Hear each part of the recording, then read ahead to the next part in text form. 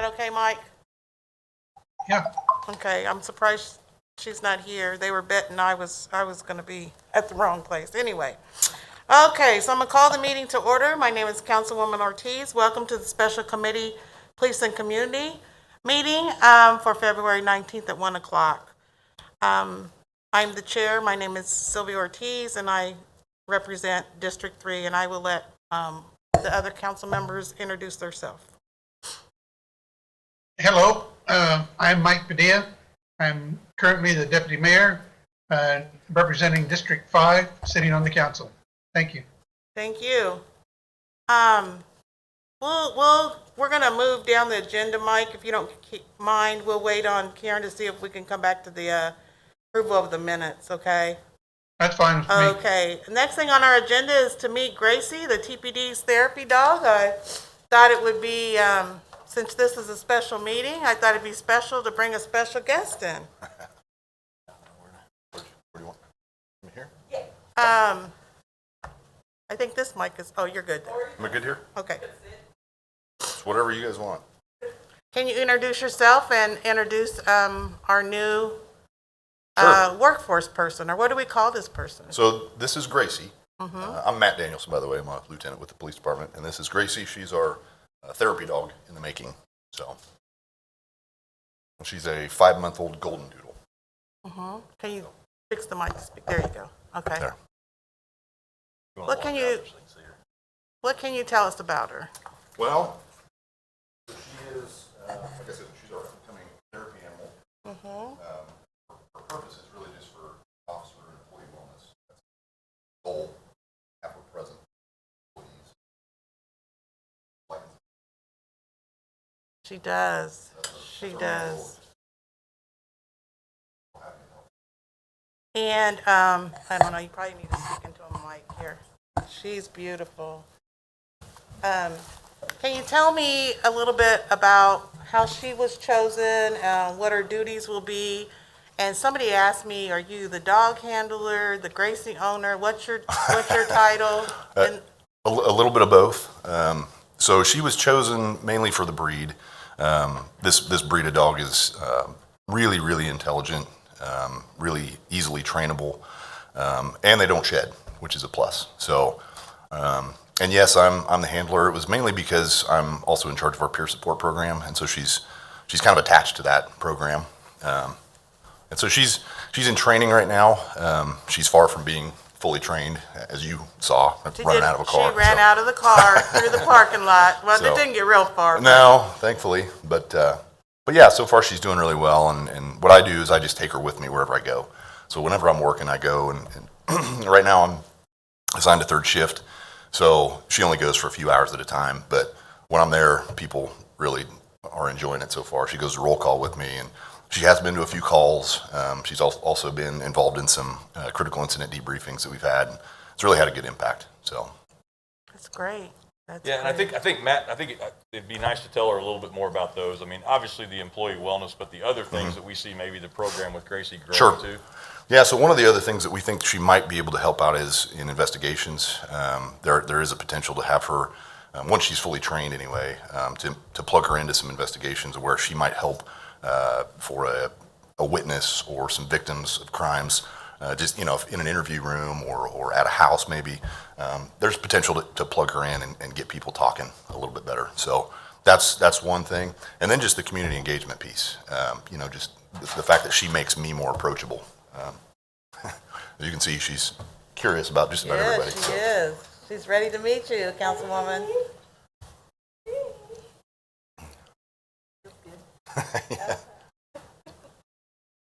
I'm the one who went to the police department this Ah, So, okay, so we were just kind of talking about the dog, got started and talked about the dog. So I know at the courthouse they have a dog, but I think those are volunteers that come and they just kind of sit in the hallway with the kids in the juvenile courts. And will you be doing things like that, Sure. or just the regular courts, or? So we're kind of still feeling out what all she is going to be available to do. It just kind of depends on where I'm working and all that kind of stuff. But I mean, her capabilities are really kind of endless, and that kind of goes towards the community engagement piece. Just we can plug her in just about anywhere. I could imagine in schools or community presentations, parades, you name it. So That's awesome. Does she get a badge? maybe eventually. I don't know. I guess it'll be up to the chief. And I'm only asking because our fire dog, he has a badge. Oh, does he? Yes, Okay. he does. Well then, So, that's Step- that. Step ahead of us, I guess. mean, Councilwoman Ortiz. Councilwoman. each of our fire dogs have had a badge. I don't know if they earn it or what, but that's So why. Gracie's still in the probation period. That's right. Yeah. She's doing well. Gracie could get fired at any minute. So She can get fired. And what is her payment for work? milk bones, I guess. I don't know. That's awesome. That's awesome. So any other questions? Well, so will she be, and I'm kind of thinking on the lines of our fire dog that goes in, our arson dog, and that dog doesn't get paid until he goes to work and he does his thing. So Gracie's kind of not like there yet. Sure. But will she, you said you do take her on some calls. Yeah, if I can. I mean, it just kind of depends on the situation, but as long as it's nothing, really dangerous or something for her, because she's obviously not a police canine, so she's not going to be used in that form at all. Okay. So just a meet and greet. And if Yeah. somebody would like to have Gracie come to their school, to their event, do they just call you then? Yeah, just call the police department and ask for me. Again, my name is Matt Danielson. You can email me or call me directly, and we'll see what we can do. And Matt does work third shift, and he's very unselfish, so he jumped right through that. But I would also point to Gretchen Spiker, the department's PIO, as probably a good point for during the Okay. daytime hours, so that Matt can get some sleep somewhere along the way. But we would definitely be open to any kind of engagement pieces like that and opportunities. Certainly. Be good for Gracie, too. Yeah, Well, she loves it. If I may. Yes, you may. I'm sorry I was late, but is she going to be used in like mental health calls and domestic calls and things like that? Probably not the domestic calls, and it would depend on the mental health call. I mean, that is a possibility. Again, we're still kind of feeling out how she's going to be best used. The main goal for her is really just to be present at the police department for our employees. That's really the main. Oh, the main really? goal. Okay. So, but as far as other things that she's available to do, we'll get there when we get there and see how she does with the training and things like that. So. I think on those type of investigations down the road for where we'll be, it wouldn't probably be a scene response very often. It would more likely be in the follow-up stages when the interviews, assisting detectives with children or other traumatized people that have been through those things, helping in that situation. I don't know so much about necessarily a response in the street. That's a lot different. Okay. I mean, we're talking today, and we have talked a fair amount about mental health situations, domestic violence, trafficking, various kinds of more domestic trauma, where there's both on the scene as well as when those individuals come into the station. So Yeah. I think the I just- controlled environment of the station would probably be the starting point Right. for that progress. Well, and I would encourage you to not just stay there, but to also visit our other employees. I Certainly. think that's kind of a nice kind of a break for them, Yeah. and because Gracie's going to love the city. If she's going to be a city employee, she has to know how to interact. You wore out with all those taking a break.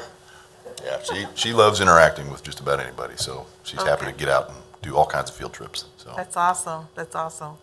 Mike, do you have any questions for Gracie, or do you want to welcome Gracie, or surely you want to welcome Gracie as our deputy mayor? No, I do. No, I was listening.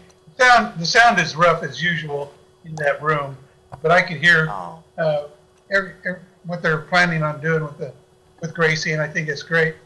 She looks more relaxed than most of us right now, which is probably the intent of having her around. is to Very help much so, people yeah. relax and get comfortable. No, I think it's a great idea, and it's a beautiful dog. So thank you. thank you.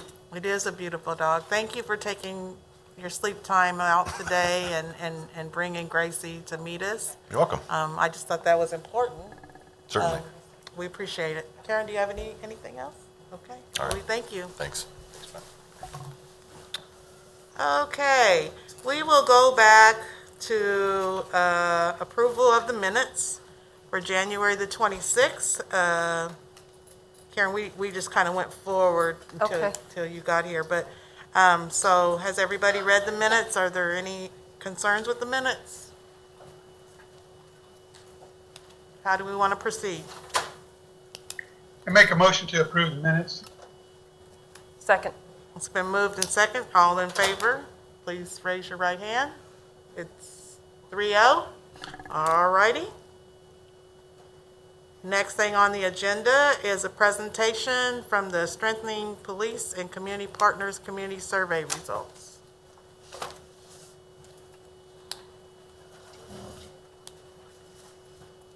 We appreciate you ladies coming. Know a lot of hard work was put into it, and the committee wanted to make sure that was recognized.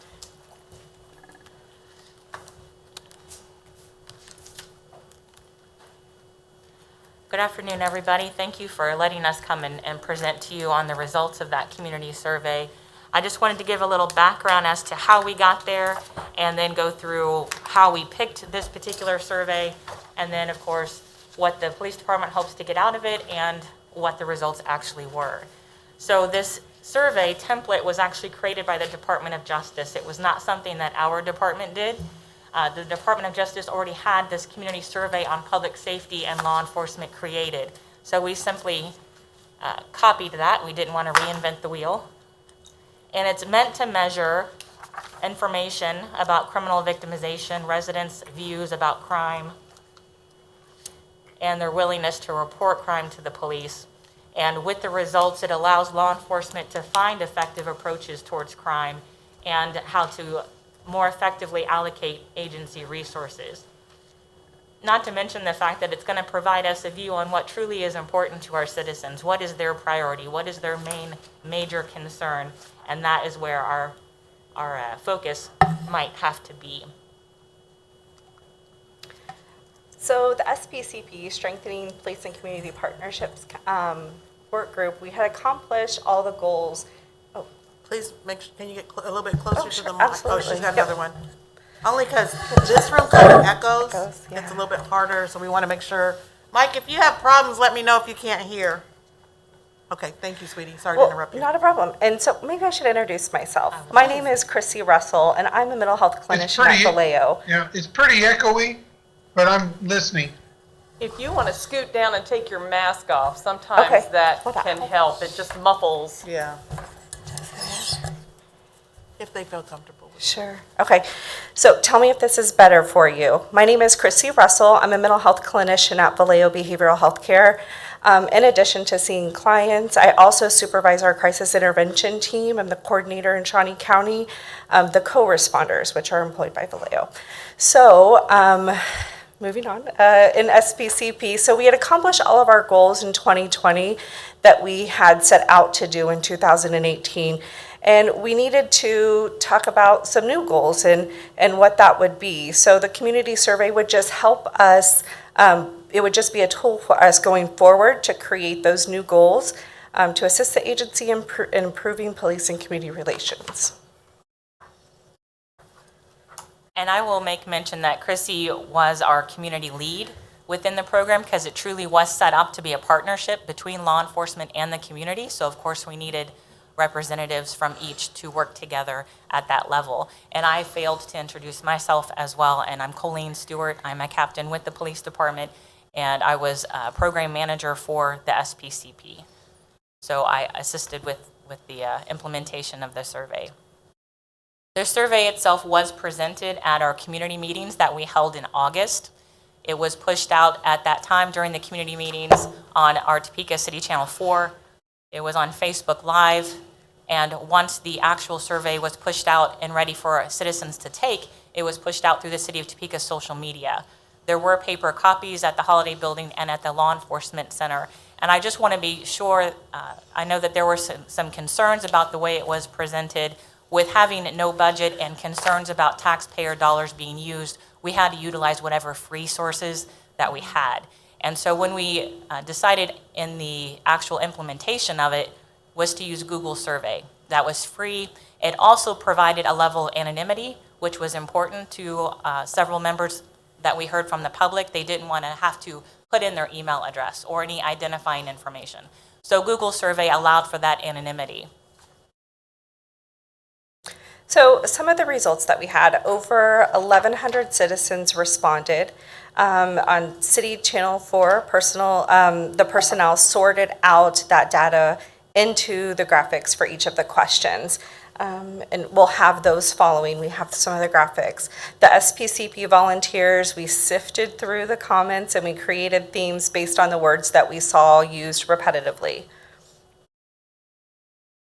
The last question in the survey was actually something that SPCP added onto that, wanting to get maybe a little bit deeper into comments or experiences that those that were taking the survey had. It gave them the opportunity to have their voice outside of the multiple choice questions that were there. So that allowed our volunteers, again, as Chrissy said, to sift through that and to create some of those common themes. So to start with, we had zip codes. That was part of it. Yes, it's an identifier, but no, it's not an identifier. We can't go back and say this person did it. So again, that kept the anonymity. But if you can see the zip code map alongside the results we got from the different zip codes, every zip code within the city is accounted for. You will see some from outside the city, and I would say that for those who live outside the city but work in the city or shop in the city, there's always going to be a possibility of interaction with law enforcement. So they too have an opinion on their experiences, and so that matters as well. So this first part right here is the breakdown of the survey demographics by race. And as you can see, this was just a question that we asked people to answer so that we could understand our population that we were surveying. What do we have there? 61.8% of the people were white. Do you want me to read through each one of these, or what do you think? Well, Captain? as you can see, on the left is the results from the survey. On the right is information received from the census data. And so there is, some differences, but truly they are fairly close in response. So we just wanted to show that there was a fair representation of all the different racial or ethnicities that took the survey. The next one is in regards to age. Now, the census data, for whatever reason, broke it out to those under 5 years of age, those under 18, and then it jumped to those over 65. So I do not and could not find a breakdown of the other age brackets that we had within the survey. But again, I think you'll see that there's a fair representation of all age brackets in those that took the survey. The next one speaks to the gender of the individuals who participated in the survey. And the census data, I'm sorry. No, go ahead. The census data really only showed the female percentage. So you'll have to do some math there, but I think we're still fairly equal in representation. Mm-hmm. Now we'll get into the actual questions, and I did group these in some categories just for ease of absorption of the information. So the first one is in relation to community relationships. To what extent does the TPD develop relationships? To what extent do they regularly communicate with community members? And what you'll see in these two slides, and what you'll see in the slides to come, is it's obvious where we need to work, where we can still evolve and improve by the results that we received. On both of these questions, again, I would say it's fairly around across the board, from to a great extent to a little. So a little being that 13.4 to not at all developing relationships, which 6.3% felt that we did not. Yes. Could I ask a quick question? Was it possible to correlate these answers to zip codes, or was that demographic information totally separate? I am deferring. Hi, I helped them kind of go through the information of the survey. So on the actual Google form, you can go back and sort each individual response. So if we wanted to get that information, we could go back and see how they answered with the zip code. Thank you. I was like, what is she doing? Many hats, Right. right? Too many hats. We appreciate it. I was just looking at that, for an interaction with the police department, for instance, the answers might be quite different from 66614 to 66604, or something like that. Thanks. Okay, continue on. Do you want to talk about that? Yeah, so again, this is just another, the question was, to what extent does TPD make it easy for community members to provide input? And again, we had 26.3% said a lot, 26.5% said to a great extent, and then 21.3% felt somewhat. And then the next question, to what extent does TPD work together with community members to solve local problems? The biggest response was the 30.6%, to a great extent.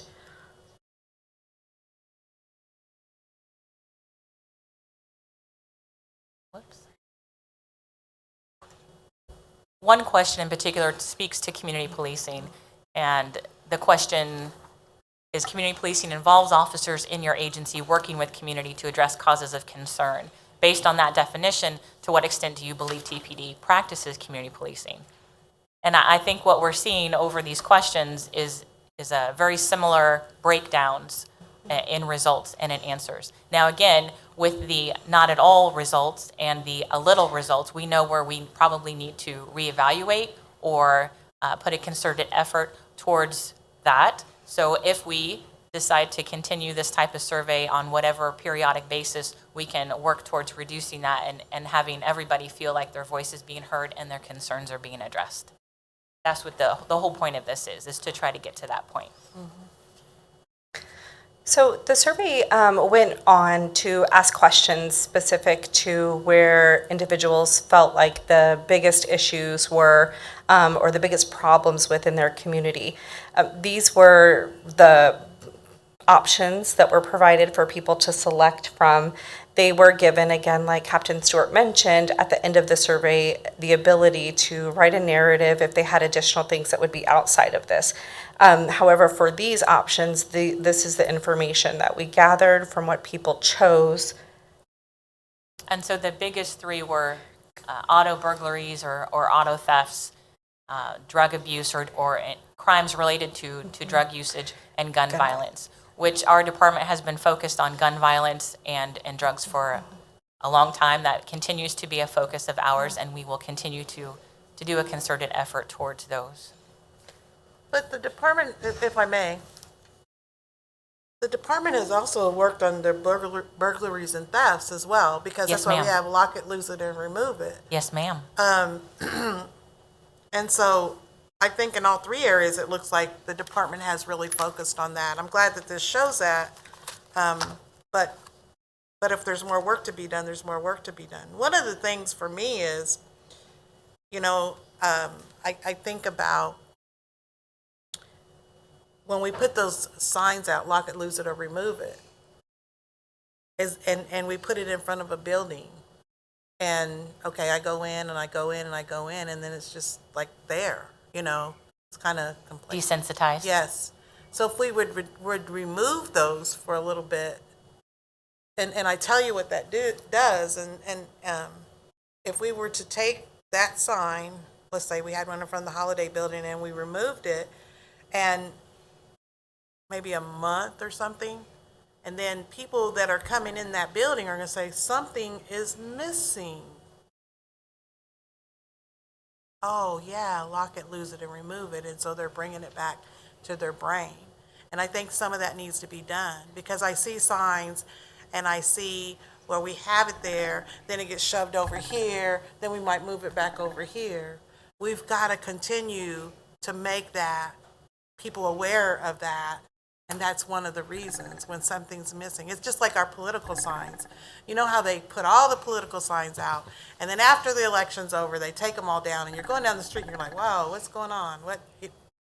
Are you with me? Sure. And then you're like, oh, that's right, they had all their signs up. Yeah, I think it's an important point, but I think it's also important to come at it from different angles too, social media and Right. different things as well, to overlay Right. that message. Bring it up when we get opportunities to do sound bites and interviews and things like that. And we try to do that. That's definitely one of the things that we look at from our social media pieces is we could put that in there every week, but it would lose its effectiveness is the point that you're making. So So I that agree was with you. just my little Sure. spill on it. Karen, did you? I think about that and how we can do it better. You know, I was given those little cards, and I remember I started throwing cards in people's running cards. I just throw it in their seat as I walk by. 'Cause in reality, I want to jump in there and just take off and scare them. You know, I really do. I want to do that. But it's like, I mean, what is it going to take? Because you see it all the time. You see people with their cars running, and they're running in the store. You know, I've sat there and watched and even timed how long they've been in there, and it's unremarkable. So, yeah, just food for thought. Yep, I agree. Karen, do you have anything? Well, I think Chief has heard some of this, but, you know, I'm sensitive. I thought that the SPCP did a phenomenal job with the hearings that they did, whatever month that was, with the live testimony. But I find it interesting that people in the more affluent neighborhoods are much happier with policing and feel like policing is responding to all kinds of issues for the most part. People this is a pitch for community policing, really. I mean, the issue of lock it, remove it, or lose it, when you've got the property crime and the auto crime in an area where it's happening more often than others, the answer people get is, well, I know, but we have more important things to do, in a way, is how it feels. And so lock it, remove it, or lose it alone is just, okay, victim, change your behavior so that bad things don't happen to you. Whereas one of the things I have felt is that the community policing, engaging people and saying, yeah, it's not okay to have all this petty crime. It's not okay to have these sketchy looking people riding their bikes or walking up and down the street and going through your alleys and your stuff and then hanging around and robbing your house later, or breaking into your car. Because not everybody has, sometimes they've got stuff in it, but they've locked it, and some people don't lock because they don't want to get their window broken. You know, there's just a lot of conversation about all that I would like to see us having at that grassroots level, so people buy into why it's important to go ahead and keep your stuff out of your car and so on, but also that they feel like there's a partnership of making that risk go away. And it takes time, but it takes everybody. I think it's an excellent point, and I couldn't illustrate it any better than the two council people sitting next to each other who perceive lock it, lose it, and remove it completely different from that. And I think that's also a pretty good demonstration of sometimes the complexities of police work. I think so. Because we certainly don't have any intent to victim blame when we say lock it, lose it, remove it. It's a safety message that we see in a crime trend. So it's very interesting, just from this short conversation, the two very different perspectives on that. But we get that kind of feedback, and we definitely appreciate it. It's the balancing act that we have to try to do in the real world. But I see the point that both of you are making, but it's interesting that it's on the same program. So that definitely shows the complicated world that the police live in. Well, and the issue of property crime versus guns and violent crime, because they're related. I mean, at least in my district, the sense is that all that property crime, which is generally addressed at a lower priority, is what is supporting the lifestyles of the people who are doing the high-end stuff, who are doing the gun violence and the violent crime. And so to have them out of balance, instead of really working together to figure out a way where we can address them both kind of equally at the same time, is really compelling from my experience anyway. Yeah, I think those conversations are great to have because, and I think it's a more holistic conversation that has to go on, because the police department would certainly tell you that the part that we can't address is the legislative end for the penalties in regards to property crimes. And I know it's frustrating. And that's like, so I love that conversation because I think there's education points, and I think all of us would come out with different things that we learned. But I found it very interesting, just that perspective there. So I took something away from that. So I'm all about having the conversations, absolutely. Because, and I personally understand the frustration. I mean, you guys must have the most frustrating job ever. Right. In terms of wanting to do all of, arrest the bad guys, if you will. Sure. But then it is out of your control to a great extent, whether they're held, whether it's budget or law or whatever.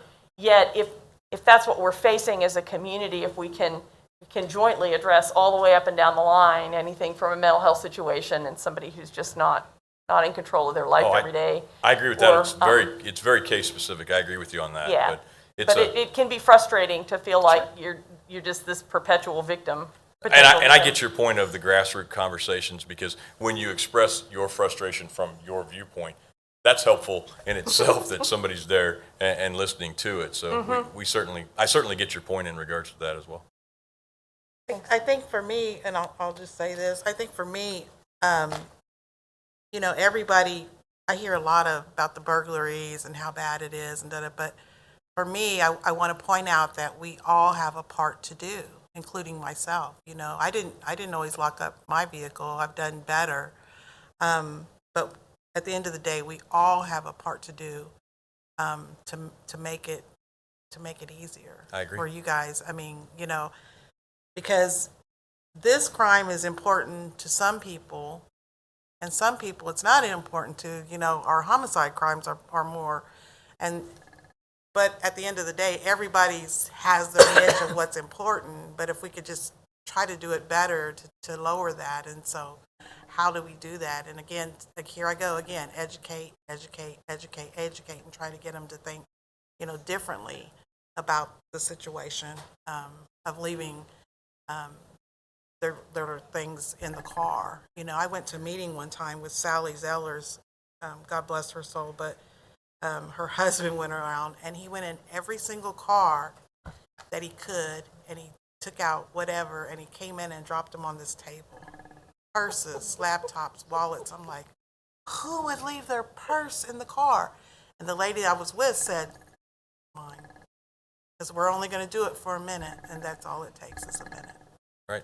Yeah, I absolutely agree. I mean, those Mike- things are all part of it. Yeah, Mike, do you have anything you want to add? No, thank you. I'm listening. I think you make some good points, all of us, about how you look at any program. The police may look at it in one way and the citizens look at it in another. There has to be a way that we try to get the message across that addresses those different perspectives. No, I appreciate the conversation. Thank you. Okay, go ahead. Another category of questions related to perception of safety. To what extent do you feel safe in your community when you're outside alone during the day and outside alone during nighttime? And there is a pretty stark difference between these two, and you can see that in the results. So again, that gives us as law enforcement an opportunity to figure out how can we allocate our resources, what can we do to educate, as you mentioned, to try to reduce these numbers, especially for those who do not feel safe, and especially during the evening hours. The next question continues with the perception of safety. Over the last 12 months, to what extent have your feelings of safety in your community increased, decreased, or stayed the same?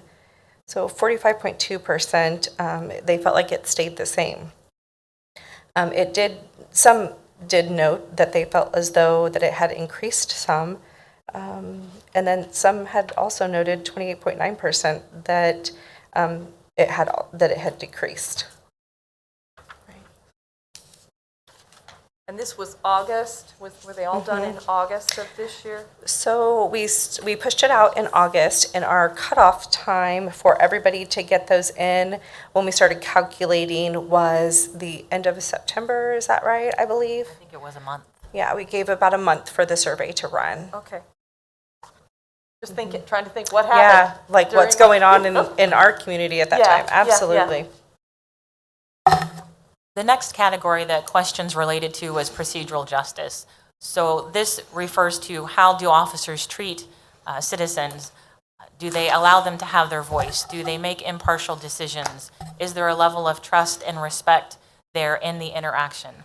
So to what extent do officers at TPD treat people fairly? To what extent do officers show concern for community members? And it looks from this vantage point that those numbers are actually fairly consistent between the two questions. Yeah, and on to the next question, it's the same, it stays pretty consistent with to what extent are officers at TPD respectful, and then to what extent are the TPD responsive to the concerns of the community members? And across those 4 questions, again, the data is pretty consistent.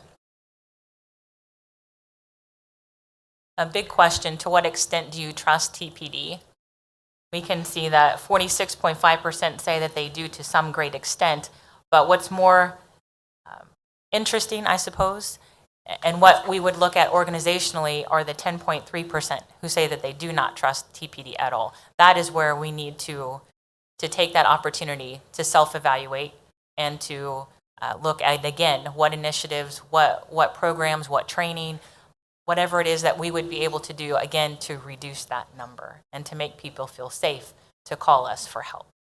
I do think it would be fascinating to run the zip sort on that and see if it's consistent all across the community or if it's geographically. And again, that's something that Channel 4 has said we can do, so that may be something that we take advantage of. Question, if you had contact with an officer from TPD during the last 12 months, to what extent did they sufficiently explain their actions and their procedures? What we see is that actually there's a great percentage that chose not to answer or not applicable, however they wanted to term it. 31% said that it was explained to them in to great extent, and 7% said a little. Again, we have a percentage that says not at all. So room for improvement in that regard. The next one talks about crime prevention. So to what extent is TPD effective at proactively preventing crime? And after that, the data is consistent between these two. To what extent is TPD addressing the problems that really concern you?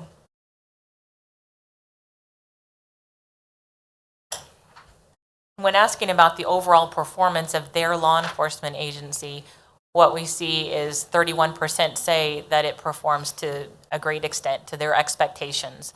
27% says a lot, but again, we have the 10% that says a little bit and the 11.6% that says not at all. So it's a small number, but every voice counts. And so we need to be sure that we're able to reduce that number through initiatives and through partnerships and through training, through any possible avenue to reduce that number in the future. This is in regard to traffic. So how many times in the past 12 months have you had contact with TPD for traffic issues? So the large majority of the answer on this question was 0 times, or NA, not applicable. So again, thinking the survey was August to September is when it was ran. To what extent are you satisfied with your interaction with TPD for traffic issues? A large, again, majority of the people were not applicable, which is consistent with that first question. We move on to emergency contact. So this is an interaction between the police and a citizen that was a result of a 911 emergency call. And again, how many times have you had to contact the police because of an emergency call, and to what extent were you satisfied with that interaction due to the emergency call? And again, we're seeing pretty similar as far as 0 times and not applicable in the extent of that they're satisfied. We do see a greater number in the 1 to 2 times, and then even a smaller number, but distinguishable in the 3 to 4 times that they have had to call us for emergency services. That's amazing. And 7 or more? There is There does seem to be some numbers in the 7 to 8. Yeah. So this is non-emergency contact. How many times in the past 12 months have you had contact with TPD for non-emergent calls, non-emergent reasons? The largest category you'll see is 0 times or non-applicable. The next one is 1 to 2 times. And then the next question, to what extent are you satisfied with that interaction for non-emergent calls? Again, the large majority is not applicable, and the next one is very satisfied.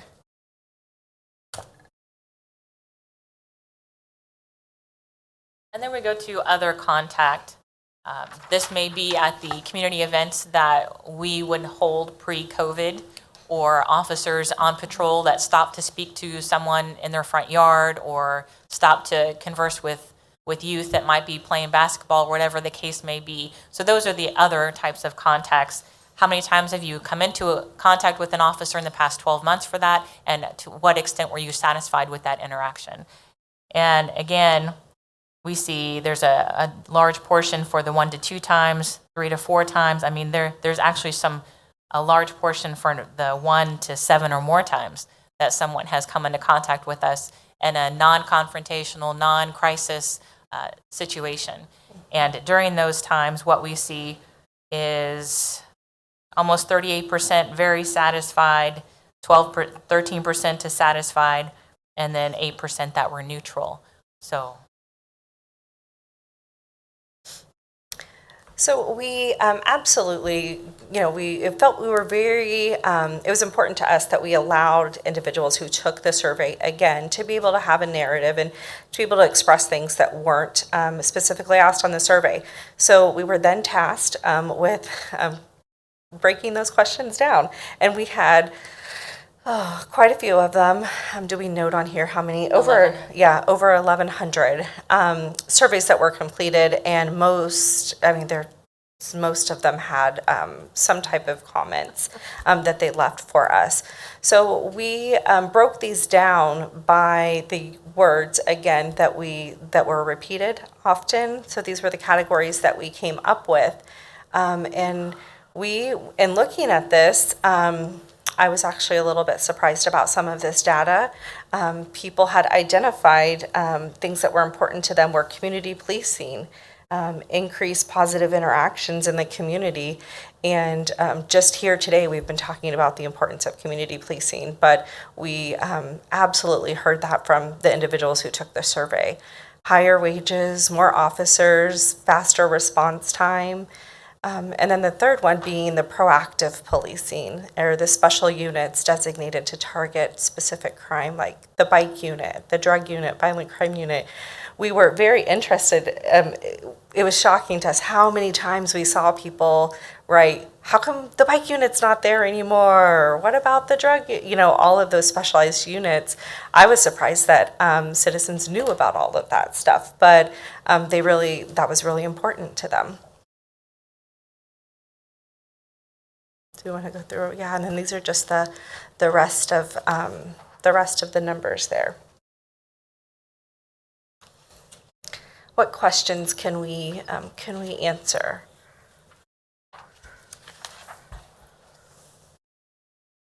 I'll ask another one about Go ahead. community policing, if that's okay. I think it's interesting that you separated that the classification from those comments said community policing increase positive interactions in the community as opposed to proactive policing. So,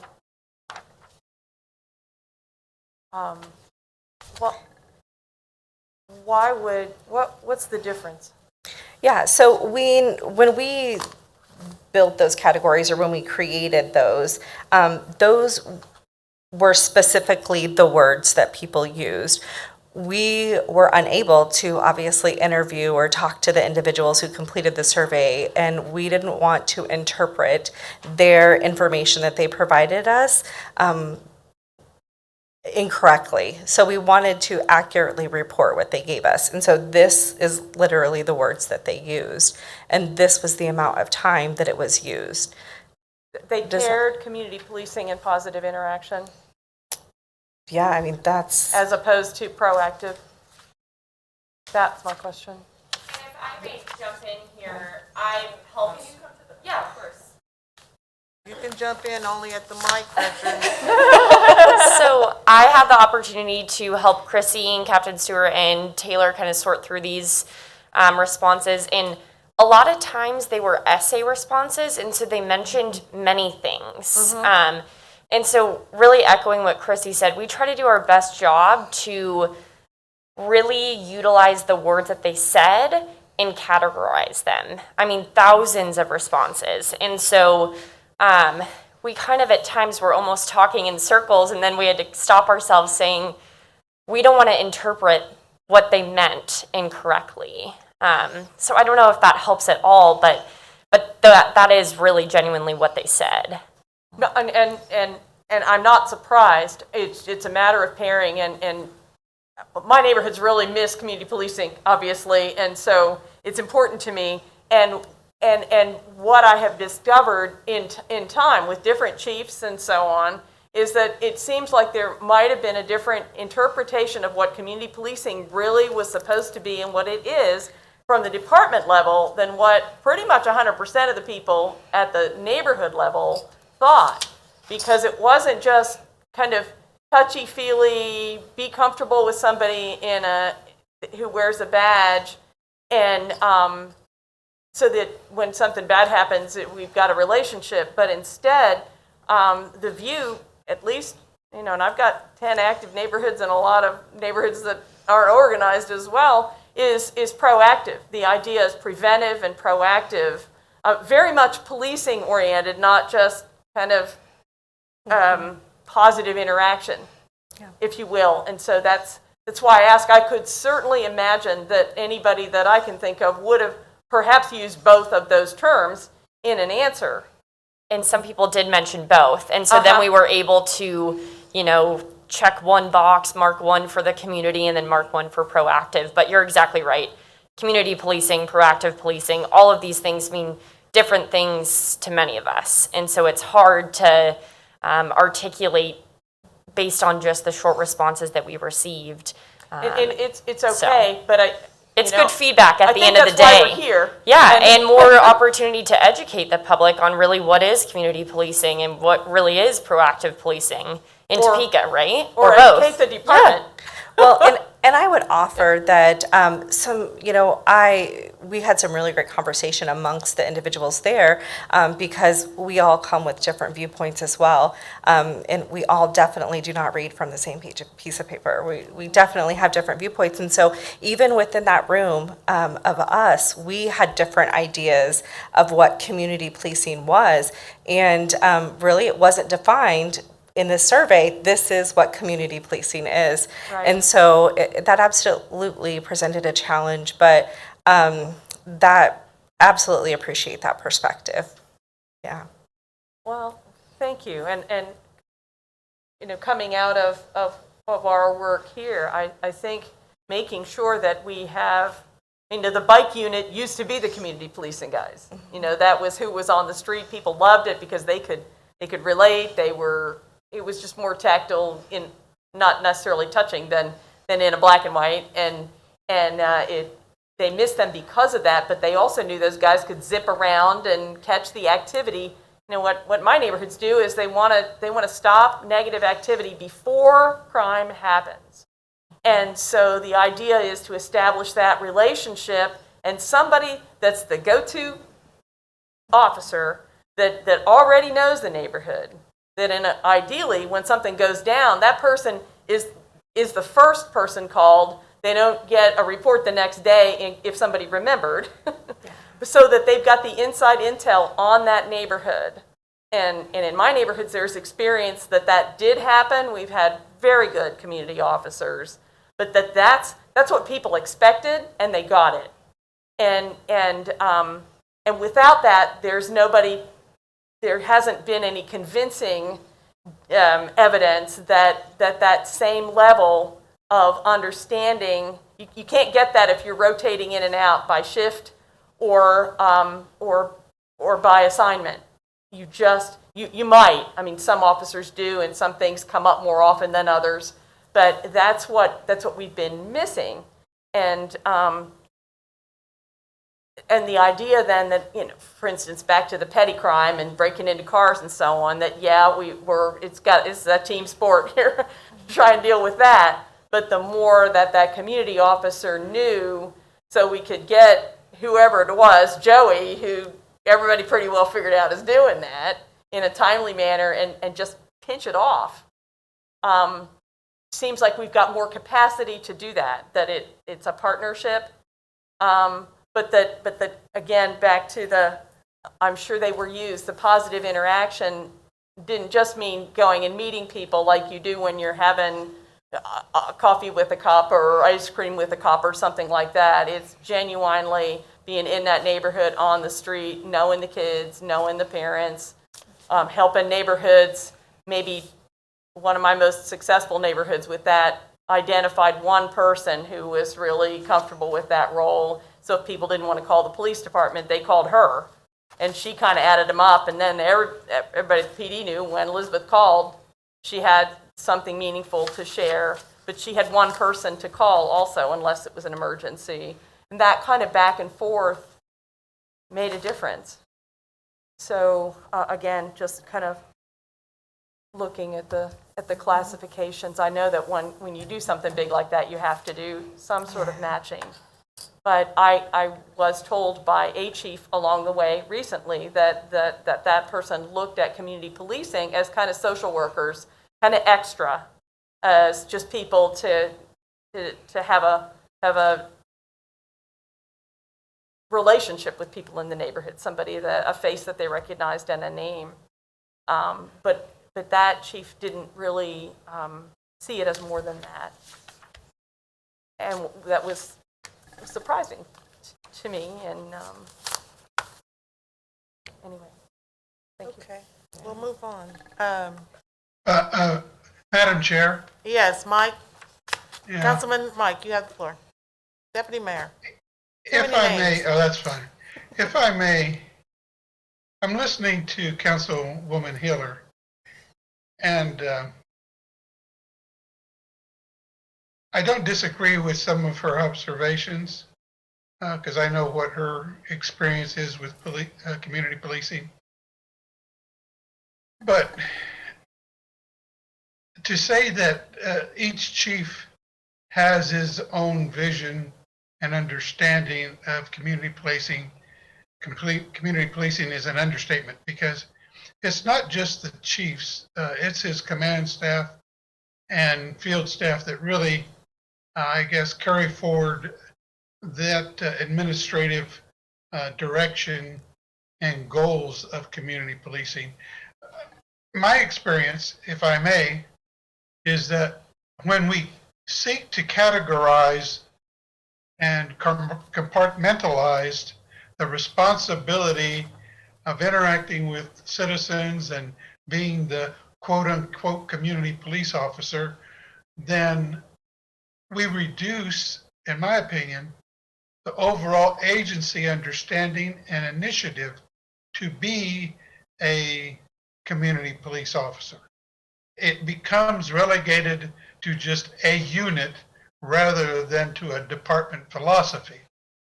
And so for me, the ideals of community policing are better served by having more of it as a department-wide policy than solely the responsibility of a designated group of officers. Councilwoman Hiller said, and I don't mean to misquote, that the bicycle unit was the community policing. I don't know if you meant to imply that they were only ones doing community policing, but they were just a portion and a part of an overall effort. And I think what has happened for me in seeing it develop over the years under different chiefs, under different philosophies, is that the community part of the policing has not been given enough attention. Questions came to my mind were, in this report of community safety in the community, maybe I missed it, or maybe it's coming. Is there a category that would ask a citizen, besides policing or the police department, do you know of or participate in any other civilian initiative to assist police officers in their work in your neighborhood? And I referred to, of course, something like Safe Streets. Safe Streets was put into place, in a sense, to help supplement and be that community part of community policing, to encourage, acknowledge, and support the efforts of private citizens who work with all police officers, not just those who have been assigned to that duty. Because a problem with that is, like with every other assignment in the police department, as I see it, is you can get real good in a division and a responsibility, and because you do really well, you get promoted, and you get promoted out of that job. So the next person comes in, and so you have to start that relationship over again with just that one person. If you have a better overall understanding of the effort, then there should be 3 or 4 other officers ready to step up and take on that responsibility for that specific neighborhood or community. So that's my thought, is that in this survey, did we find out from the citizens themselves, in their words, what they feel they are empowered to do to support law enforcement? What can they do? Have they become involved? I know the numbers in the Safe Streets organization have grown, but I don't know that the activities of the Safe Streets participants or others have directly assisted law enforcement, because there are more of them there are police officers. And the more eyes and ears that we have in our own neighborhoods to talk about, to relay information about what's going on, the better that can be communicated to the agency. And I'd rather talk in generalities, to a group of officers than 1 or 2, because I know those officers have to have time off. They're on vacation. So if I make a call and they're not there, then who do I call? Do I have a backup? Do I have a plan B? If there are more than just a designation as a community police officer, but more of a stress for a philosophy of community policing that really goes way back into the 70s, I think, for me anyway, is where I see or feel like a gap, and maybe even in these questions. But maybe it's going to be represented later in the presentation. But that's where I see, for me, a need for, I don't want to say improvement, but a need for focus and effort to really connect more than just a few officers to the ideas and ideals of community policing, but to their daily work. How is it documented in their daily work, self-initiated activities, not just by somebody assigned in one neighborhood, but by all the officers on that street that day? What in their work can they show as a self-initiated activity that shows that they are doing something that we would consider community policing activities? That's just my thoughts. Thank you, Deputy Mayor. Those are good thoughts. Those are very good thoughts. Again, it brings us in a different perspective, because he's been on both sides of the fence, so to say. I think with me, I was a NIA president for 15 plus years before I became a council rep. And I think when I look at community policing, I think our NIAs and our groups are geared to just that one-on-one. And we haven't really had a chance to look outside of that. And I think that's where you're coming from. And so when it gets taken away, and what I think and correct me if I'm wrong, I don't want to speak for you by no means. I've seen the hands of the chief's hands switch. So this chief believed in community policing, and this is what we did, and he went over and above. But then the next chief said, nope, we're cutting out all of that. We're not doing that, you know. And when our community officers are coming to our meetings and they get to know the people, and before they leave, you know, a lot of them have been reassigned and they don't want to go because they love, you know, they're comfortable. Nobody likes change. But so I think that's where I know that I look at it from those lenses, is that, oh God, are we going to have a community, you know, police officer? Is somebody going to be there? You know, because the bottom line for me is more, and I agree with Mike. I think everyone should be accountable for the whole community policing. But we have individuals that are trained, and their mindset is, we're going to have that one officer come that I can talk to. It's very interesting this past year, and You were there, Colleen, at Taco El Sol.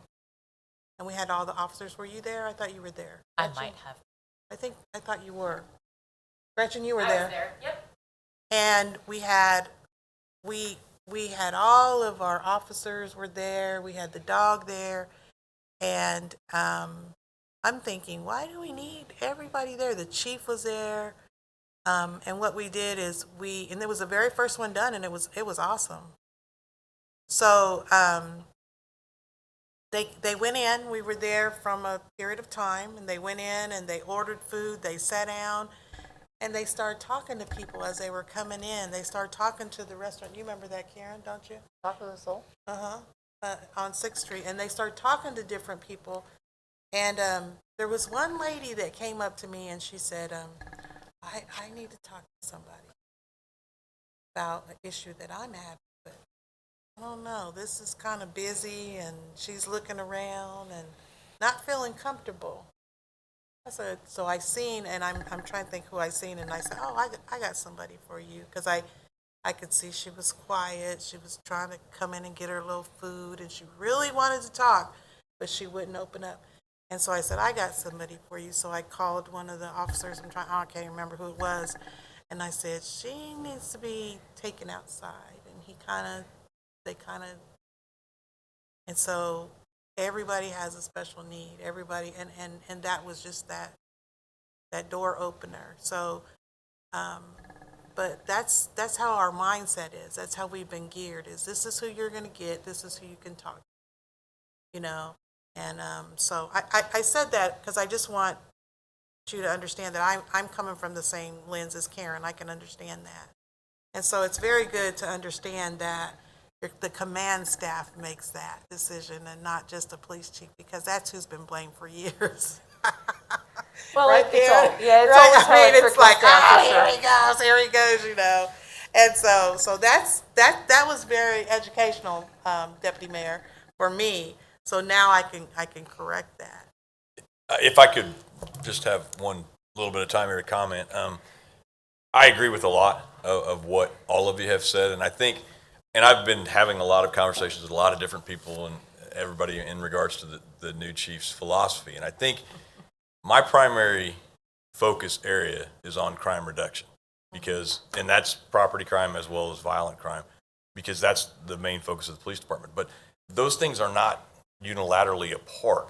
You don't have an effective crime reduction strategy if you don't have community outreach, because if your community doesn't trust you and they don't talk to you, you cannot be as effective in the crime stats that you want to be in regards to how you deal with the problems. But I can assure, without being a long pitch here, I can assure all of the council members and all the people that are viewing that the crime reduction strategies is my primary focus, but the community outreach piece is a very viable part of that. And that those things aren't separate. I think that's the only thing I wanted to kind of correct. I think it's not a choice between one or two.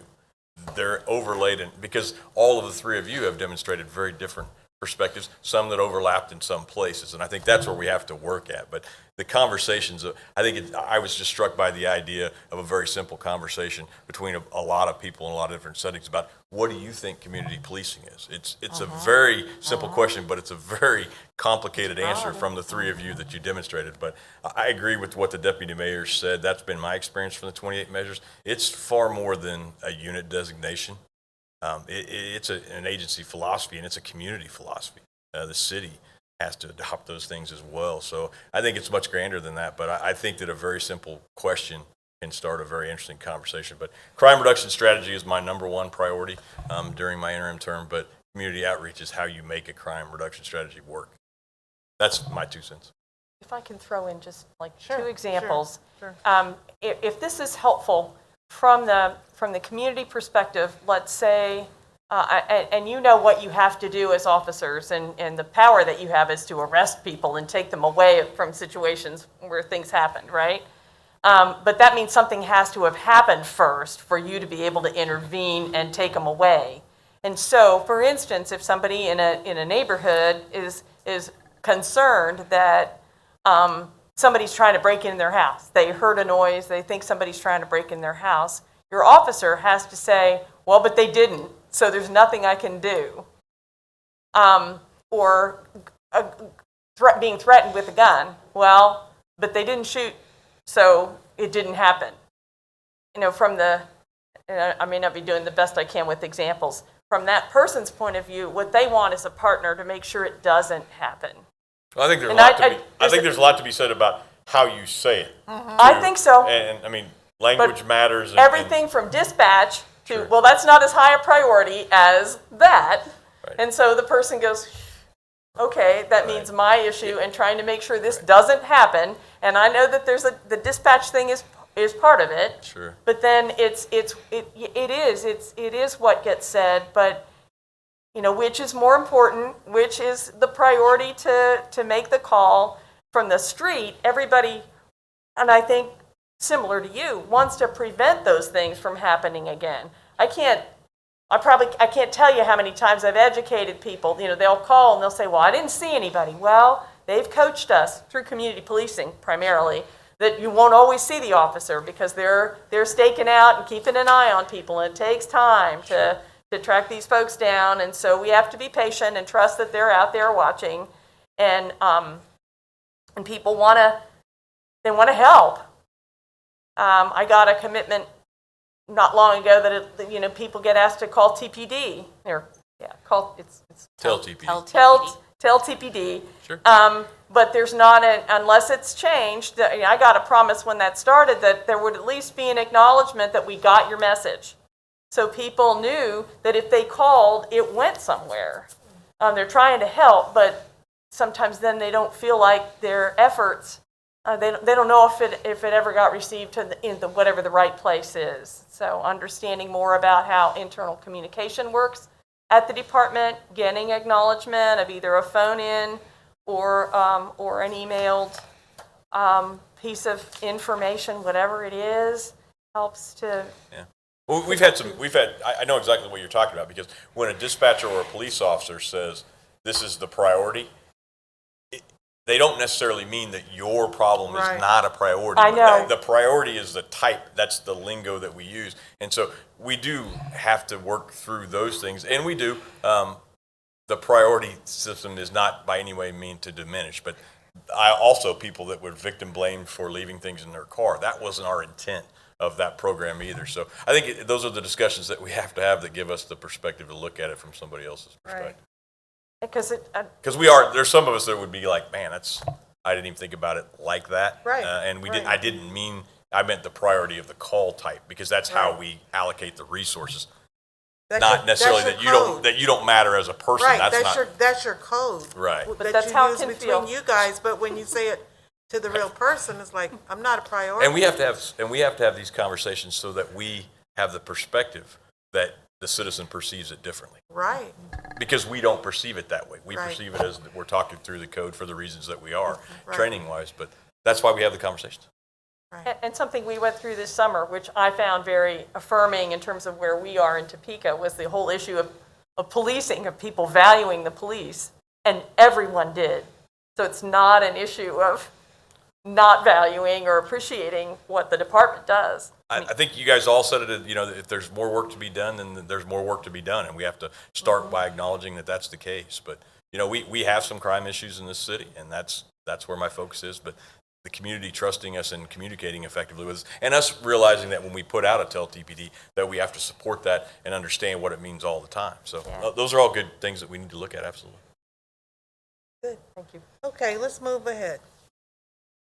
Thank you, ladies. So, Yeah, I think that's the case too. We need to make sure we thank all of the people that did the hard work in regards to this. I know they put a lot of hours in, and it's all a volunteer basis. So thank you very much for all of you that did that, and all the people out there that were involved. Can I ask one I question do before want we to move? thank the SPCP partners, the groups, everybody, because big or small, whatever input that you had, I think it's very, very important. And I think this survey was very, very important. So thank you so much for what you do and what you've done. Yes. Somebody told me that the SPCP has been disbanded. Could you talk to us about what the status is and the future for SPCP? I think that'll be up to the community members that are on it. I think that's probably who needs to answer that question. But it's very challenging to maintain a community-driven volunteer organization from 2018 to when they started. But I would cede that to the organizers of the community to answer that question. Okay. Well, okay, I mean, for us, we had a wonderful session last time with a list of all the different groups. I mean, in my head, trying to inventory who's out there and what they're doing, and so we understand what our network is. Yeah, I think there's some amazing new initiatives. I mean, you clearly educated me the other day on Topeka United and the Mosaic Partner Pairs. So I think there's some good things like that on the out, but 2018 was when this one started, and I think that they're moving through that process of assessing. This survey was a big piece of that. Okay, so it still exists then? It's still continuing? I mean, I guess that's up to them in regards to how they say that. I mean, this wasn't a police department initiative; it was a community-driven one. I know it has struggled with attendance and those kind of things lately. So, but I wouldn't want to speak for them in regards to that. Yeah, we wouldn't want you to. okay. Okay. I don't want to overstep. Do you have a card? Yeah, absolutely. Can you leave me one? You got it. Thank for you. Sure. Thank you. Again, thank you, ladies. Thank you so much. This is the Ladies' Day. We had Grace show up, Gracie, and now. All right, Chief. Are you? It is me, Okay. Sergeant Clam, and Chrissy's here. Yep, I'm Chrissy's going to stay in case I need any more assistance. Sergeant Clam was going to be a valued part of this presentation, but he is out doing actual police stuff that's a priority. I use the word priority again. Not that this meeting's not important, but I stopped you when I gave you that eye. Yeah, didn't you did give me that the look. You seen that it's eyebrow go up. his primary duty responsibility takes him away from this meeting, Right. so I will move through and try I to will work let through him this. know he was not a priority at my meeting. So. Right, I'm sure we'll have him at the next couple to make No, up it's for that. okay. It's okay. So the first thing we want to talk about is in regards, and like I said, you'll have to give me a little bit of grace and understanding in regards to this. But we wanted to talk about the question that we got posed for the committee to answer is the policy review piece and how we deploy the officers in regards to the special need populations that we have in the city of Topeka. And we'll go through some different slides on how we do. Chrissy's here, Sergeant Clam, who I know all three of the council members are very familiar with him and the great work that he does at the Behavioral Health Unit Crisis Intervention Team. But one of the areas that we do a lot of work with is the unsheltered population. And the slide here has some information, but I wanted to point out the two pictures because it says regularly works with the unsheltered population. And I think that this is kind of a piece that I've heard from both council women that are here in physical attendance, that it's about consistency. I heard both of you talk about community police officers and consistency. Well, the Behavioral Health Unit and the crisis responders consistently work with the unsheltered population to where they are the area experts. And the photos, as you can see in one, it's got a bunch of water on it. That was in the summer heat when we distributed it. And you can see the other one, he's wrapped up. That is Sergeant Clam, I can attest, even though he's clearly disguised with all of that stuff on. But in the very, very recent subarctic temperatures where we were out doing some contacts and having some unsheltered population contacts. So when I say regularly work there, I wanted to kind of emphasize that because that's a lot of days and a lot of weather and when in fact I can make the argument they need us the most. Right. And I'm just going to, Chrissy, at any point you just jump in and say what you want to say in regards to that. But obviously any good collaboration that goes on in this city or anywhere else is a partnership-based entity, and we have great partners with Vallejo and the Rescue Mission and KDADS that bring all of those resources together. Josh could talk a lot more about the specifics with the Behavioral Health Unit, but we do have, you see the other picture is him in the assessment vehicle that we have that was a collaboration that we had that lets people have some basic medical questions answered in kind of more of a private setting. I was struck by your Tacos El Sol reference where some people are more comfortable in a one-on-one setting away from other people, especially when it comes to medical situations. So that was a great partnership that we had as well. So we do a great deal of outreach with the Shawnee County Homeless Task Force and the Capital City Homeless Outreach as well. So that is just kind of an overview of the great work that we do with the unsheltered population here. Chrissy, do you want to add anything to that? I would say you mentioned Sergeant Clam in the assessment vehicle with that individual. That partnership was just so many of the community partners, and it great things happen when we can all partner together, right, to get things accomplished. So we also have in that program specifically from the fire department, we have a paramedic that goes out with us. And we also have someone from Stormont Vale, the hospital, a nurse that goes out with us to help us follow up with individuals who might be contacting 911 with having medical emergencies quite often or unsheltered. So. Go ahead. I'm sorry. Have we thought about the, and I know right now they're all busy, but with COVID, but the nursing students at Washburn? I'm going to tell you, and this is why it's so great to sit down and talk. Chesney, one of my NIAs over by Washburn, there was a gentleman, older gentleman, and he went to them, to Washburn, to the nurses and said, how can you guys help my neighborhood? And in their discussions, to make a long story short, they now have a bus that goes over that takes blood pressure, temperatures. They do all of that, and they're there like twice a week or maybe once a week. And it's amazing that people that don't have insurance that go over there and talk to them and have their blood pressure checked, or they give them information about diabetes or whatever. And it's amazing. It's just that one conversation. And we have the tools here. We just have to put them to use. And that was one of them. And they use their nursing students to do that. Yeah, that's a really good way of being in the community with people. So people really feel like valued, seen, heard, and not judged, being able to be in their area. I don't know that we've had that specific conversation about the nursing students, but I don't know that it's necessarily off of the table. I absolutely think that maybe as the program develops further, that it's a conversation that could be had. Because they were free. They've got to. I wrote it down. I wrote it down. Food for thought. Food for thought. Okay, thank you. Anything else? Okay, the next category that we wanted to talk about is the intellectually or developmentally disabled. The behavioral health unit obviously gets called a lot for those services, and these are some of the partners that we work with. Again, we always want to emphasize the partnerships that are the basis for how we have the success here. And you can see some of those, and I won't read them. I did skip this part. I did want to hand these out too. They gave me these to hand out to the two, and we'll make sure that Deputy Mayor Padilla gets them as well. But this is some literature that you see as we go through some slides.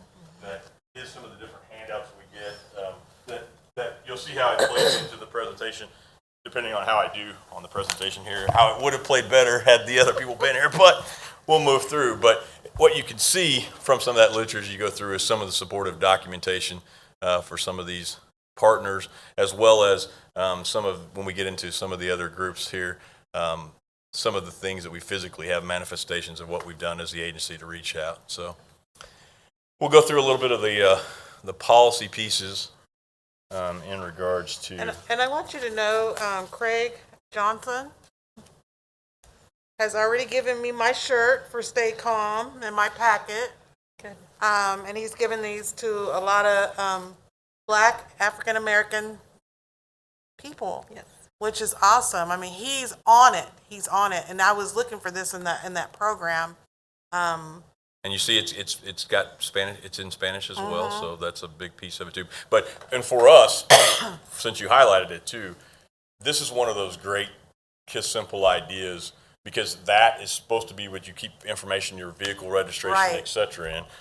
And it's very helpful to the police officers too, because it's neon orange like that Right. for a reason, that when you get it out of your glove box and move it over, it's easier to see. And so it was very well thought out in a project, but it Right. serves a lot of different purposes. So it's great that you know all about it already. But I don't know if other people know about it. I don't know if you do, Karen.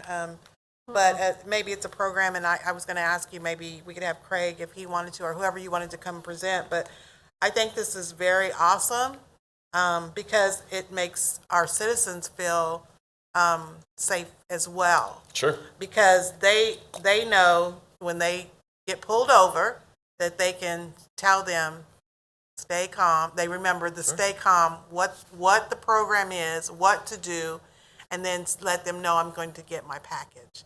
So that's very awesome. Yeah, and like I said, that was one of the things, so we definitely can highlight more on that program in a future meeting. Okay. Absolutely. I'm just thinking about what a mess my glove compartment always is and how nice it would be be able to pull out my documents easily.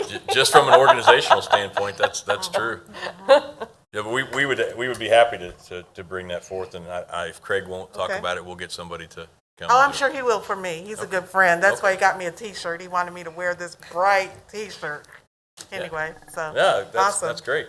That's great. We'll definitely get that addressed. Okay, to the less exciting and interesting part, that was a better thing there. But this is the policy in regards to 4.27.2. Can I stop you for just a minute? You sure can at any On- point. On these partners, do they just donate money, time? What is Sure. their? Are you referring specifically to the CDD or the IDD population? Cappers, Yeah. yeah. So just they are individuals that we work with on sometimes a daily basis, just in different capacities. So sometimes it's that they come and they volunteer their time to be a trainer at our 40-hour-a-week basic CIT course for the police department. Sometimes it's that they come to the agency at Vallejo or do some in-service at the police department to provide some additional training. We recently have set up a monthly meeting with the CDDO, with TARC, to talk with them about high utilizers of that are calling for emergency services quite often, so we can problem solve that and how we can better address that. So these different partners, there's not any financial input that I'm aware of, no, not at all. Just working together to help address some of break down work the with this dollars. population. They bring in Yeah. their expertise and obviously awesome. the resources that they have, the partnerships that they already have, they bring to the table as well. That's Maybe- a- Maybe I can slip a question in that I'm not sure is appropriate in any of the rest, because it's not a crisis, but are we still doing anything about hoarding, or is the framework of a partnership there if needed? That's a very specific, I think that would be my answer, is that's such a case-specific group. Obviously, it would fall into some of the mental health awareness pieces that we're Definitely. in. But specifically, hoarders, I don't know that we have a specific piece to that. I definitely could find that out. But There used to be an active Hoarding task task force force, that yeah. was ongoing. My understanding is that and I don't have current information, but that last I knew, we really struggled to be able to connect or make a connection with that task force. I didn't know if they were still active anymore or not. We absolutely have instances where that's a challenge. Hoarding is a challenge. We really try to address that from a mental health standpoint first, which typically ends up being the longer part of that process. It's not even necessarily cleaning out the home, it's the mental health standpoint. And then we've tried to utilize the resources that we just have available to us to help us address. But we don't necessarily have a task force that we go immediately to and utilize. when I don't know the answer, I tell you I don't know the answer. I can appreciate certainly that. That look was into just a it. question. I mean, we've had, I mean, it's been a couple of years now.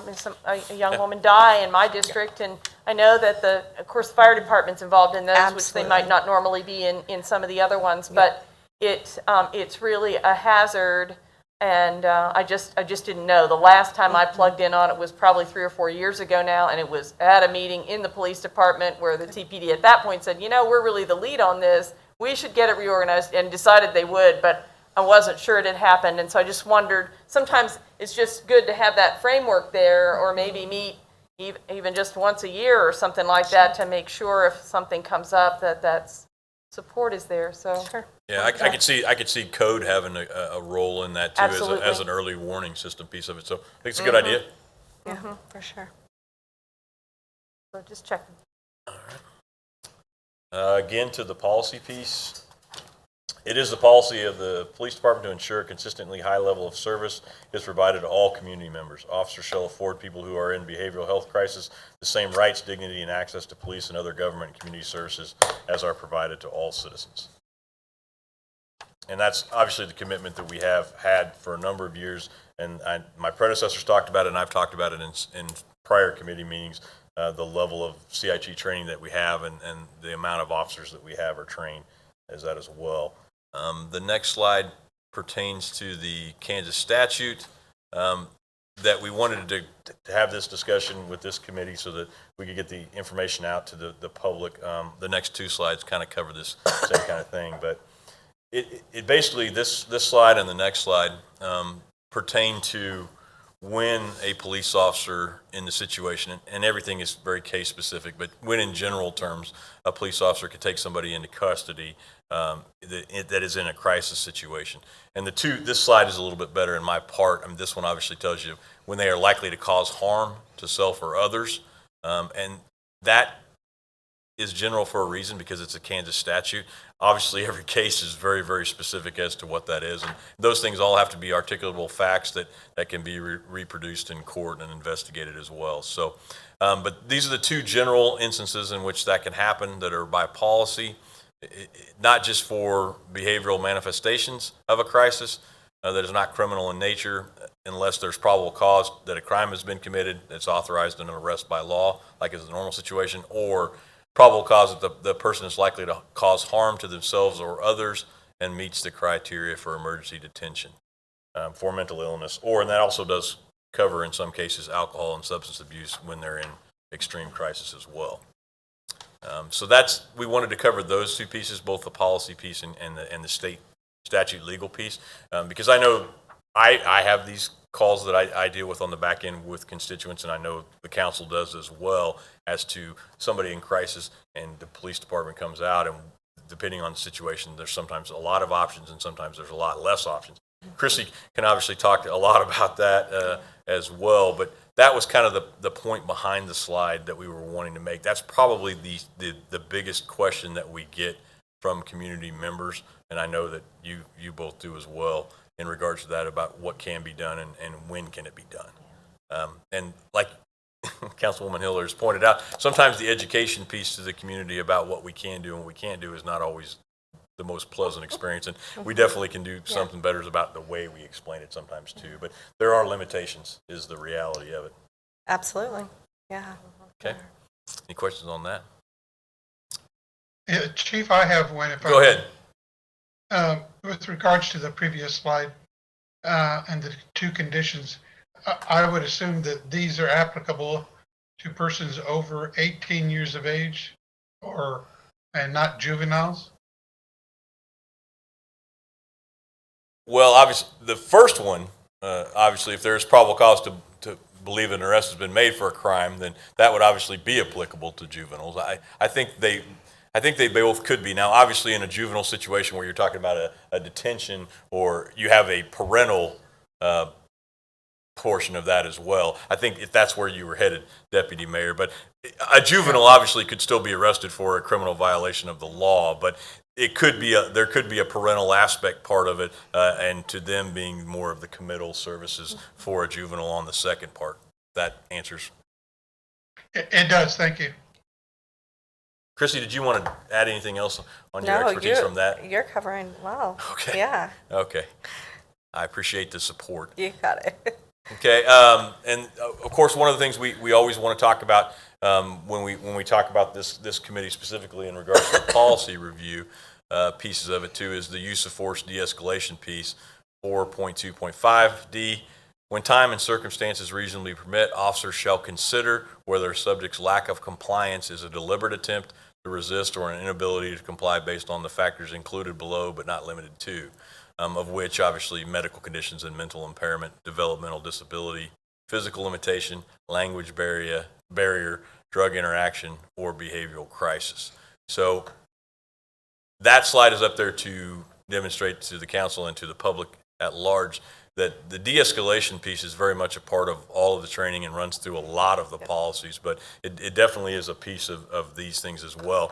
And this one kind of hits home to me because I believe this is the greatest challenge that faces law enforcement, my chosen career path, as we move forward, is to be able to understand community expectations, mesh that with the laws and the policies and the pieces, and be able to handle subjects in mental health crises, because it is very, very complicated in the real world. And it's very much a challenge, but that's also why we have put the resources and the training and the expertise and partners that have expertise beyond what we could reach to try to deal with these situations, because this is very challenging stuff, and the community expectations on this is a very important piece of that as well.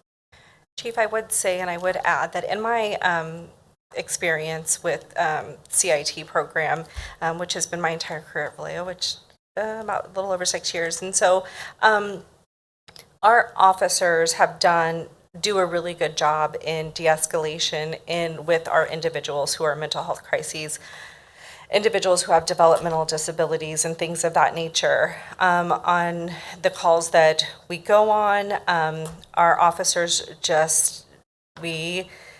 they're just trained constantly in de-escalation throughout the academy and then throughout their career. And so de-escalation is so important. And again, in my experience, they do a really good job of that. And the officers that I've met and talked with and that we work with every single day, they're far more interested in de-escalating someone than not. It's far more beneficial, not just for the individual safety, but for the officer safety and the community safety. So I really feel strongly that in my experiences, our officers buy into that. Well, let me ask you this, because sometimes when their presence is, just the presence of an officer is threatening. You got it, yeah. You know, with the mental ill. And so how do we determine, how can I ask it without asking it? Well, you can ask it. I think that's the value of the co-responder program. Yep. I think you hit on the crux of that. You know, is the police officer the best tool for this situation? There you go. Yeah, absolutely. You know, and the answer is sometimes yes and sometimes no. Sometimes no. And the co-responder program that we have here and that is being widely adopted all across the country, I think is the best answer that we have right now. It's about both and bringing all the resources that we can to the table. Because you're absolutely right. There are some times that the badge and the uniform is not a de-escalating force, regardless of our intent. So I think that's what brings the co-responder to the table. They have that perspective, and perhaps they pick up on that and then transition to them being the lead. That's what I've seen in my experience, very limited. But what I've seen is the co-responder, the civilian or the officer, they do a very quick assessment. And especially if it's a return call where they have been before and kind of have some background, they get a feel for who is better to do the initiating contact. And you know, we have a lot of regular citizens and also people that are in crisis that have a preference. As silly as that sounds, I mean, it can be like that to an individual officer or to a co-responder. But from what I've seen, they handle those things very well and very quickly. And having them available is the big piece. Because awesome. Before, the officer was there by himself or herself, and that's what they had. So I think we're moving the right direction, and I know what a big supporter you are of the co-responders, but we are a big supporter of them as well, because they help the officers in those situations maneuver and get better results, which is what we're looking for. You don't know what you're going to get when you get there. And It's even true. what you get when you get there doesn't mean that that's not going to change.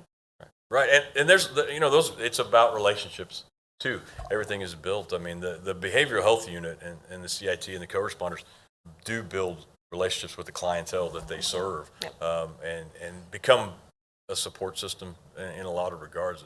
And those are things that I don't know that were necessarily envisioned in the beginning, but those are what happens with good people and good programs. I would also offer that something that maybe wasn't always intended but has also happened is because our co-responders have interaction with so many officers, they have the opportunity, and it's something that since I've been in this position that has been important to me that my staff really understand, is that every interaction that you have with an officer is an opportunity for you to provide some kind of education or some kind of modeling of appropriate behavior of how we interact with individuals who are in a mental health crisis. And the unintended consequence of us being with officers all the time is that we have those moments to further educate our officers about mental health and about those crises. And we find that our officers take those moments to ask questions or we've provided feedback at times, and they've been receptive to that. So that's been a nice, welcomed kind of unintended consequence. So yeah. Go ahead. Okay. Sorry, didn't mean to hold it up. No, not at all. We're here to generate questions, and Captain Haltom is very tied to his PowerPoints. I'm a little bit more loose in regards to a framework in regards to it keeps me on some general idea that I was wanting to talk about. But the next category that we would like to talk about in special populations is non-English speaking, deaf, or hard hearing, limited English proficiency. And you have a couple of different examples of that in your handout. You'll see the picture of the officer holding the sign language pamphlet, and that you have examples of signs of the law pocketbook that assists us when communicating with those that are deaf or hard of hearing. That's one example. It's a tool in our toolbox. Obviously, it doesn't cover every situation because it's a pamphlet, but it is a piece that we use and we have as well. It's also consistent with federal requirements in these areas. The Topeka Police Department is committed to meaningful access. And this covers a lot of things, 4.73, but our primary focus is to provide support and safety to victims of crime, domestic violence, and sexual assault through direct services. Therefore, the Topeka Police Department will develop and secure sustainable language resources as needed in oral, signed, and written form so that no victim will be denied access to information or services. Appropriate auxiliary aids and services will be provided when necessary to ensure effective communication with hard of hearing persons. Now, that also pertains to, I think, unless there's a next slide, yeah, okay. It pertains to what I wanted to illustrate with this. This is the policy piece. The implementation piece for us is things like the language line, and I want to talk a little bit about that. You probably both know, but to educate a wider wider grouping in regards to the language line. We have a number of police officers that speak Spanish, and we have a number of officers that they even receive additional compensation for their bilingual status. We've sent a lot more to training, and we actually have some instructor levels in Spanish training for law enforcement as well.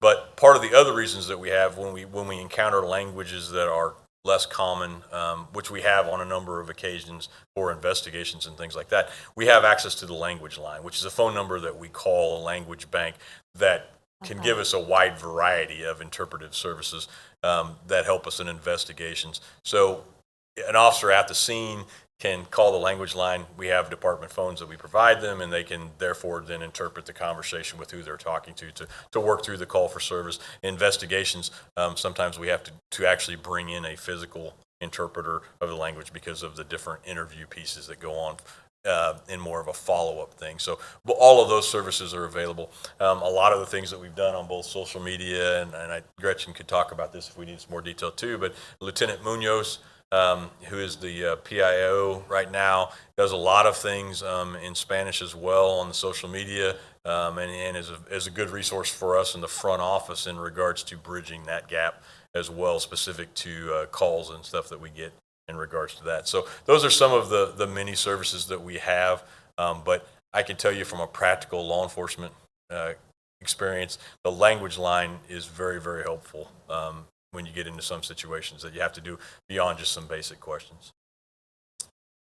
And that's available 24/7, right? Yeah. That's correct. Yeah, we had that at the state. Yeah, I want to make sure. Correct. And we have had, I can think of one specific example where I think we actually taxed them quite a bit because it was actually a Chinese that we needed. It was a little unusual. And we also have some obviously some resources with Washburn and different schools around the area for those specific situations. This was one where you had a lot of time. It was a follow-up investigation. So we usually work through it, but the language line we use for a lot of the officers have access to and use on the street and at the report desk and all of those kind of things. Victims of human trafficking. We obviously have a lot of internal resources because of the criminal nature of these investigations that we wanted to highlight for this committee and for the greater public. We have 2 detectives that are certified in the interdiction of the protection of children, detectives that are trained in trauma-informed interviews, protecting our children. My background prior to administration was investigations, and so I can't stress enough. I know the deputy mayor has some background as well in investigations. I can't stress enough the ability that this higher level and specialized level of training as far as interviewing and dealing with victims of trauma in general, but especially victims of human trafficking, the difference that it makes in regards to not only the evidence gathering in the prosecution case level, but also the ability to help them from the transitions that they have to go to. I don't know if is there any piece on that you want to touch on? Okay. And like I said, to further demonstrate the commitment that the department has to this, the staffing level is always a big piece of it. We have a detective that's assigned to the Kansas Bureau Investigation Task Force. That's the Northeast Kansas Child Victim Task Force.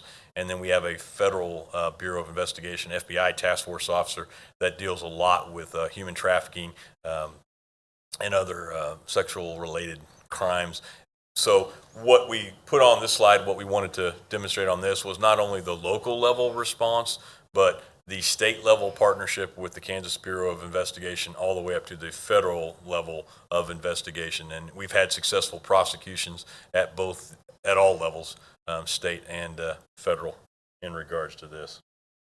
Very, very specialized area, very, very much an evolving area in regards to, it's been a very, very good barometer in regards to how law enforcement evolves related to a specific issue, because these types of investigations require a great deal of specialization and training. That's not just a general investigator, so we have needed to do that. We can't do anything alone, without a doubt. I mean, we have the community support in regards to this, but there's also a number of coalitions on human trafficking. The Attorney General's office and the Kansas Bureau of Investigation has a tip hotline on human trafficking, and they distribute those throughout the state to the jurisdiction. Now, we have had a lot of successful things that have started with tips, and so this is a perfect segue for me once again to talk about what Councilwoman Ortiz was talking about. We need public assistance and we need public information, and there's a number of ways, from Crime Stoppers to the KBI tips on human trafficking, but we've had a lot of successful investigations that have started with an anonymous tip, and then we followed up from there. So I would be remiss if I didn't talk about, with all of the partners we have up there that are all law enforcement, the partner that sometimes doesn't get mentioned is the public, and we have to have them on board for any kind of success. Quick question, if I could. Sure, absolutely. There's been a lot of discussion in the last, 18 months maybe, human trafficking kind of things cycle in terms of how people are talking about them and addressing them. Is there more activity now, or is it just more visible? Activity in terms of trafficking as well as the enforcement and partnerships. Yeah, I think, I think it's one of those things where we've gotten better at identifying the signs. We've gotten better at handling the victimology piece of it. And so it may seem like it's more prevalent. I think it's gotten a lot more of attention. I don't know that I would say. That was why I asked the question. Yeah, and the answer was okay. Yeah, I don't know that I would say that it's any more prevalent, but it's definitely something that is now not a taboo subject that's not talked about. And I think that the way that law enforcement addresses it holistically, from local, state, and federal, we have task force that address it too. So all of those things are going to give you more tangible data as far as what's going on statistically. And so sometimes I think that may make it feel like there's more of it, but I don't know that there is. It's just the way we've addressed it now. It seemed like it blew up. Yeah, and it could be one of those things that was going on and that we weren't aware of. Well, I maybe the organization level to international has gotten bigger. I'm not an expert on that. Working for the state, I've seen a lot of it down south, and it was real heavy down there, and then it just blew up, and then boom, before you knew it was here. But it was real heavy down in the south, Right. part of Kansas. So, and that encompasses human trafficking in this specific thing. A lot of it is sex trafficking, but there's labor trafficking, and there's other pieces with human trafficking now that is a completely different thing. But I think the education piece to the public has increased at least the appearance of it to us anyway. Okay, moving on. Victims of domestic violence.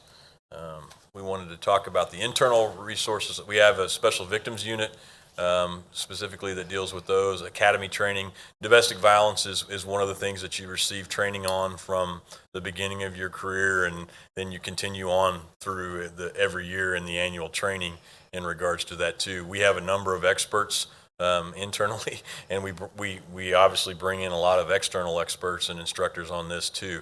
The law changes from time to time, but the human portion of how we investigate this and the connections that have to be made to actually break the cycle of violence is really the transcendent part that continues on.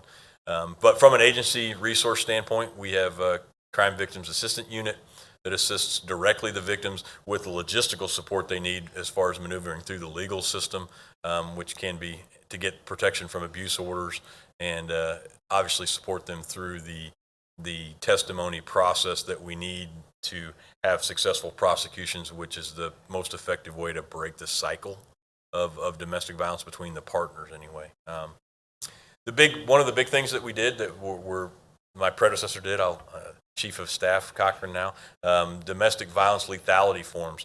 We actually worked in a collaboration with Washburn University and had these forms developed, certified, and what it is it's a very good assessment tool for us to see where we're at, and it helps the district attorney's office and helps a lot of outside agencies in regards to a set of questions and how much of a dangerous situation these things, and allows for comparable because some of the cycle of violence is over a period of time. These assessment forms allow you to take the parties and see if you have a documentation of an escalation of violence that sometimes the officers were aware of from the calls they were there, but did we have the documentation that showed that? So that was a big piece for us too. The external resources, again, you'll hear me, the common theme, anything that we do, we need the public's help and we need partners that are experts in the area. The YWCA and the Center for Safety and Empowerment are obviously a big partner for us. The quarterly meetings we do, and they are one of the external instructors that we bring in with regularity to provide us with some expertise on certain areas. And of course, we partner with the district attorney's office on the prosecution end with their victims assistance unit too. Their victims assistance personnel and our staff work a lot hand in hand to guide people through the process from arrest and prosecution aspects. And that will end the presentation that I have in regards to the special populations. We hit some questions along the way, but if you guys have any other additional questions, or the deputy mayor does, I'm available. Are there any questions? Karen, do you have any? Deputy Mayor? No, not right now. Thank you. Okay. Do you have anything else you want to add, Ms. Russell? I do not. Thank you for your time. And Gretchen, you're back there. Do you have anything? Okay. Chief? I'm wore out. Okay. You didn't have any water, and I couldn't offer you some of mine, so I apologize. Well, I had lots of comments about, some concerns, but these last ones that you've covered, it seems that we have had a strong history of mental health support and partnership, and the CIT unit and the homeless unit and domestic violence as well have all been, at least, again, from my grassroots point of view, and also as a service provider for a long time as well in housing and with families, very strong. And yeah, and all examples. Didn't want to fail to say anything that was yeah, all along examples those lines too. of better tools than just a police officer alone in regards to handling these things. Because as we all know, when no one else knows who to call, they call 911 and the police go out there. But now having the police officers to have the support that they need from the experts in all these areas because of these partnerships is really an invaluable tool and just a better way to do business for the department and the city. Well, years ago, we had Meningers and we also had Topeka State here. And so when you added those together, I think that contributed to how strong a mental health community we are, both in policing and services, but also just everybody in town's approach to mental health. I mean, it's very strong here, and it's been comforting to me to see that you worry when you lose your state hospital and then you lose a huge reservoir of excellence that Menninger was as well, to whether you can sustain that in general for those services, and then with partnerships like we have. And it seems that we have, and that's really nice. Well said. I just want to say before we leave, before I adjourn, that we have received some emails concerning our meeting times and input. And I do want to say that our meeting times have been typically on a Friday at 3 o'clock to 5 o'clock. We do want your input. You can email them to etoin@topeka.org. And we will take those concerns and bring them to the table. And then we're planning on having some public input. We just don't know when. But we do want to hear your concerns. And that's why this committee was formed, so that we can hear your concerns. But we thought it was best to go over some things and be educated ourselves as well. So I just wanted to put that out there. Everybody stay safe and be warm. This concludes our meeting. Thank you. Thank you, Chair. Thank you.